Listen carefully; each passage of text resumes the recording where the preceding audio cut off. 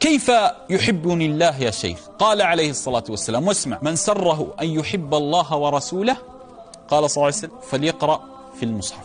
أعظم طريق لمحبة الله أن تفتح كتاب الله.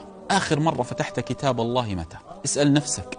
ترى نصف النجاح أن تصدق مع نفسك، بل الإنسان على نفسه بصيرة ولو ألقى معاذيره. تعلم حينما يقول الله لك إني أحبك، ولا يزال عبدي يتقرب إلي بالنوافل حتى أحبه. لذا قال العلماء: أعظم طريق لمحبة الله أن تزداد النوافل. إذا أحبك الله ماذا يجري؟ فإذا أحببته رب العباد كنت سمعه الذي يسمع به، وبصره الذي يبصر به، ويده التي يبطش بها، ورجله التي يمشي عليها، ولئن سألني لأعطينه، ولئن استعاذني لأعيذنه. تخيل أنت سمعه الذي يسمع به، إذن ستوفق للجنة، ولن تسمع إلا الخير، ولن تقل إلا خير، ويدك لن تبطش إلا بالخير، وقدمك لن تمشي إلا على الخير.